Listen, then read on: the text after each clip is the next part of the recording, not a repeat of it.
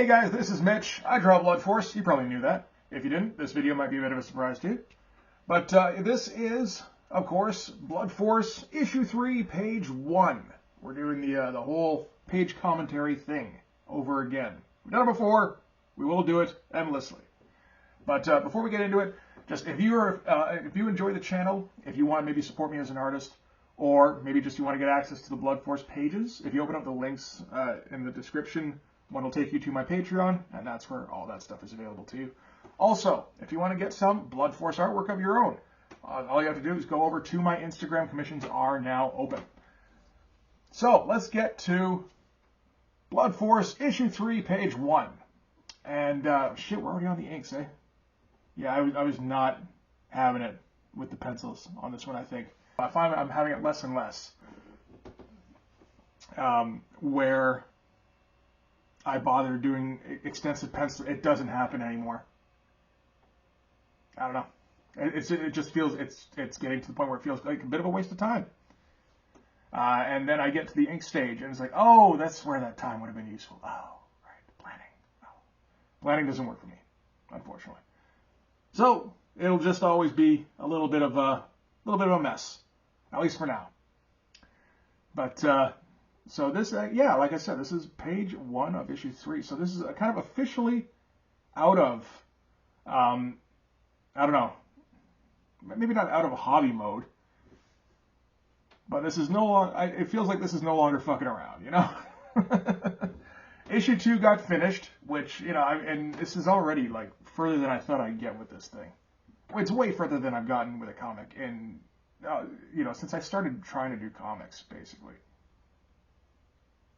So, getting a bit more serious about the craft of it, I think. Not completely, because if I got completely serious about it, I'd probably start enjoying it less, to be honest. It's got to be fun. I've got to be able to allow myself to get lazy sometimes, make stupid mistakes, let shit go, that kind of thing.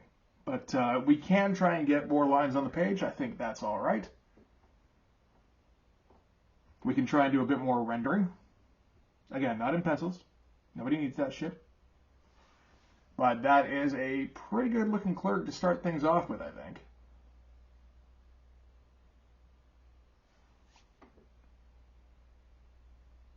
And what we're doing is we're picking up where we were at the end of issue 2, basically. If you'll recall, Popo was in the middle of getting interrogated. Well, now he's done being interrogated. And the clerk captain has decided that, yeah, we've had enough of this guy, I think. We're not going to get anything useful out of him. It took him this long to find that out. You know, I'm pretty sure if they've been paying attention, they probably could have figured that out a while ago. But that's okay. They're not completely without reason. Just everybody else in this world is. Yeah, I do not mind how these shadows turned out, to be honest. This panel here, I'm kind of glad. Yeah, this felt like a good start.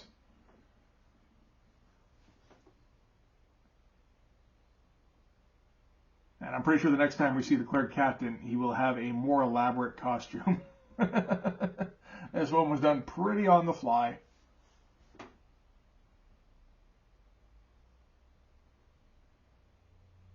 But that's okay. And we're going to start seeing pretty soon the side effects of something I've been doing on the side here, which is trying to do Blood Force characters in the styles of other image creators. I don't think I was doing it at this point. I was wielding my paper like a fucking madman though. No, but very soon. I think on the next page even maybe. I did a hawk stab and something approximating a Portaccio style, and hard in again something approximating a Dale Keown style. And it feels like it's starting to carry over a little bit. There's a weird effect where, I don't know, just doing the line is like, oh, like gives a bit more understanding. But I'll go into it because I'm planning on making videos for those as well. So I'll go into that more on those. So we're going to get a standard Popo strung up shot. We had a whole bunch of these in the last issue, so we should be used to them by now. It's a slightly different angle than we had last time. I feel like that back looks pretty good. And one thing I'm going to have to figure out here, because I'm seem to be kind of devoting myself to, like I said, more rendering, is figuring out how to separate figures from each other, figures from the background, all that kind of stuff. And that is just going to take some practice, I think.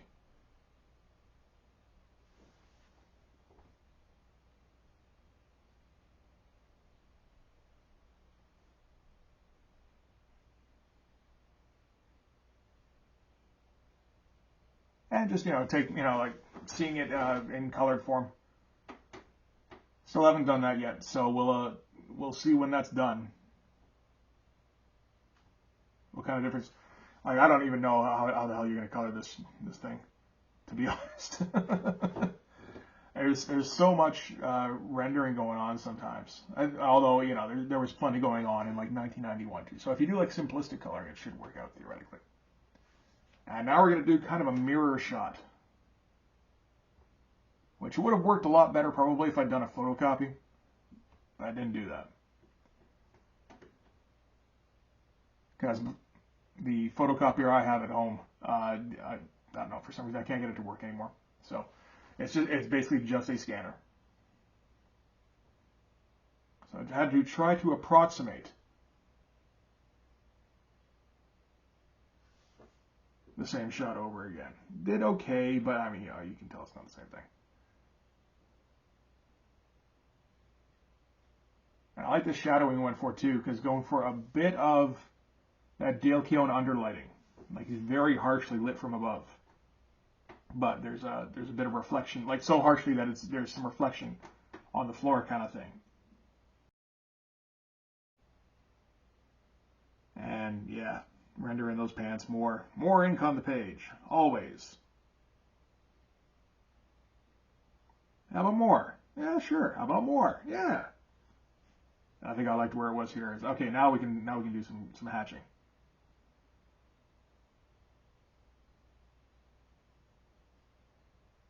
And yeah, I don't mind where that stops. Sure.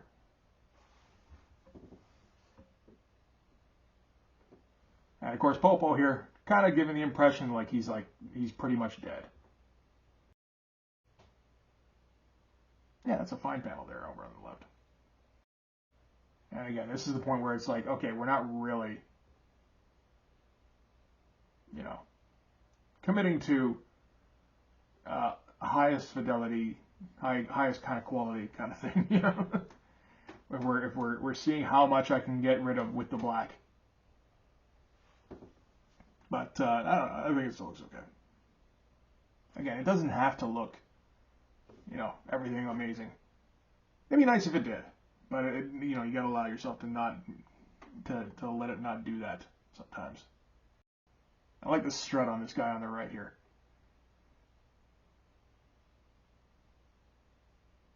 Looks like he's in a fucking greaser jacket.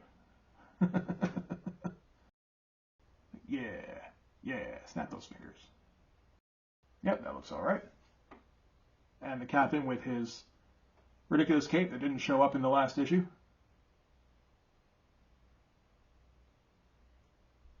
Yeah, trying to figure out how these guys walk is a little difficult, and I'll have to do it much more clearly in the panel up above here too.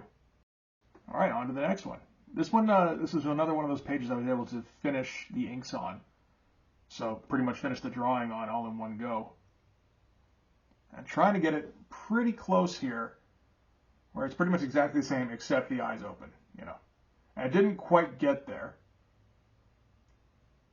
because it ended up looking like, yeah, he opened his eyes, but he also clenched everything. And you know what? It's like, okay, I'm okay with that in this instance. This is a determined Popo. But yeah, I mean, I'm not going to try. All this stuff is done on seat of my pants kind of thing. I'm not going to try and imitate the rendering I did here. Like kind of close, but not exactly.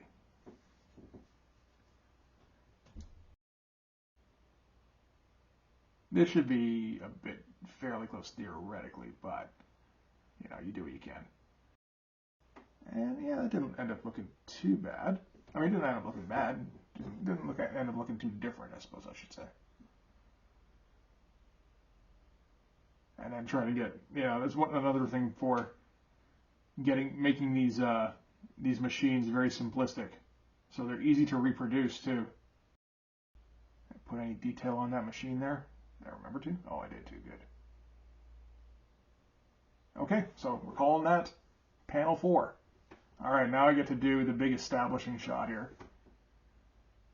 And again, making them all look like lizards, walking like grasshoppers. Trying to come up and trying to like not just meld these two together. I'm not sure about the angle on Popo here. It was pointed out that he's too low.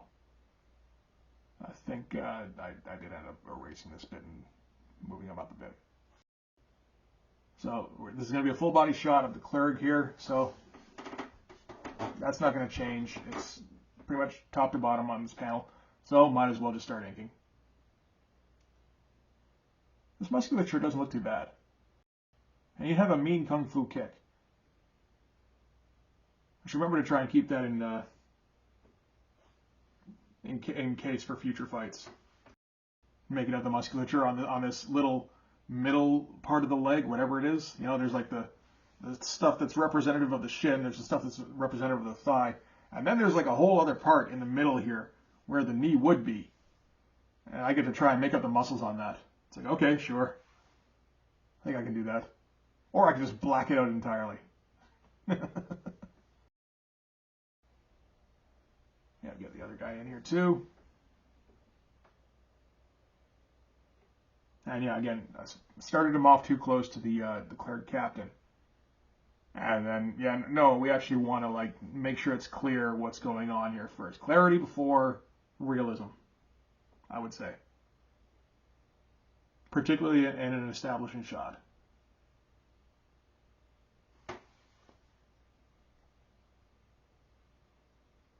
And I get to come up with his leather jacket.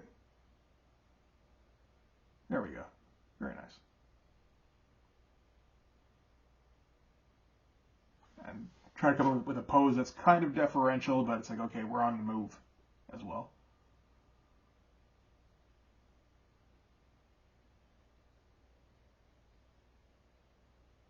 And so done with him there. Make him a little bit smaller, push him up a little bit. Try to make him smaller. It's tough. His head just wants to be gigantic. Everybody's head wants to be gigantic when I'm drawing them. The great thing about the Clerg, I can make their heads fucking massive. They're aliens. It doesn't matter. They're dinosaur aliens. Start with tiny, tiny head. Move from there. Probably not a bad idea. And no ruler. That's brave.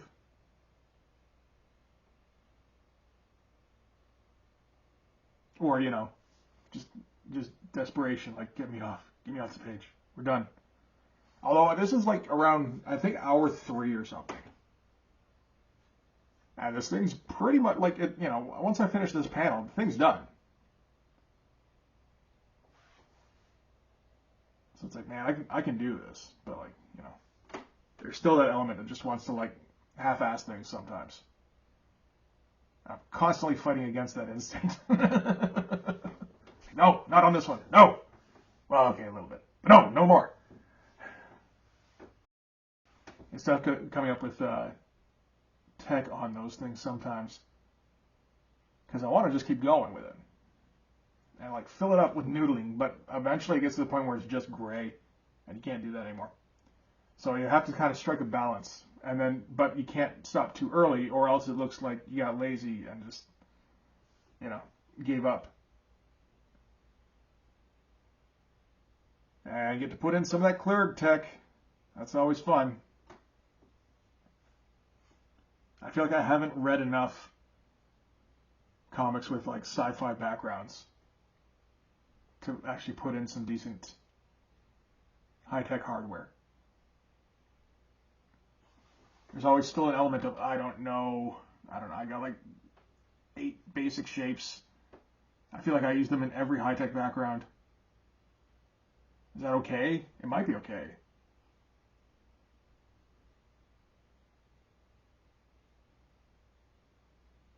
And this stuff here, I mean, like this stuff will all get washed out when it's colored anyway, theoretically, I think. Because you want the characters here who are speaking to pop out, and Popo as well. So hopefully, I would imagine we would do all this as very subdued colors in the background, maybe kind of, you know, like dim. What's a good word? Not diffused, but... I almost have it. Ah, well.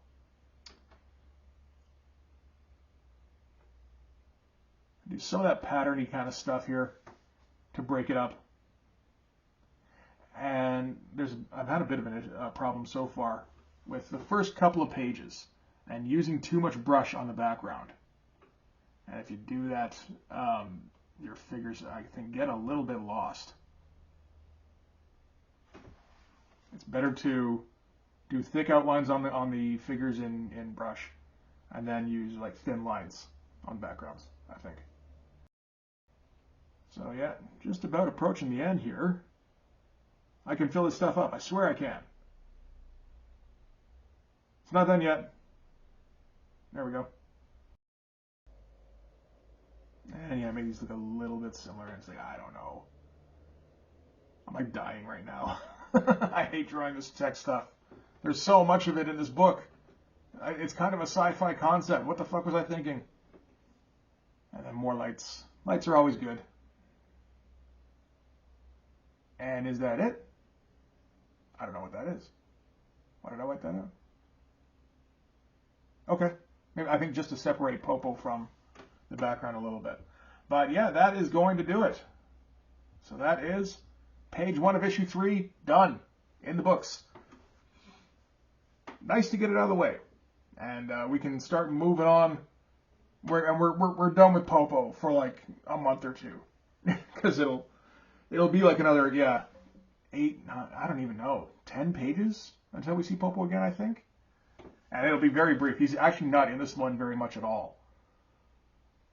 He did get an awful lot of screen time in the last book. So I feel like we can cool off on Popo a bit. And then issue 4, he's got like his own subplot. It's not even a subplot in this. It's more of just like, hey, remember that Popo guy? Yeah, here's more Popo. Just so you don't, just a bit of a fix. You're okay. You're okay. Calm down. Shh. But yeah, so that is going to do it for this one. Sure. Thank you very much for watching. If you like this video, please hit like, hit subscribe, hit the notifications so you know when the next one's coming out. If you feel like you might want to support me a little bit as an artist, or if you just want to get access to the Blood Force pages, open up the description. There's a few links there. First one there will take you to my Patreon. That'll give you access to all the Blood Force stuff and all these videos before they get uploaded to YouTube. Also, if you go over to my Instagram, commissions there are now open, and you can get your own Blood Force artwork. But yeah, that's going to do it for this one. Thanks again for watching. I'll see you guys in the next video. Bye-bye.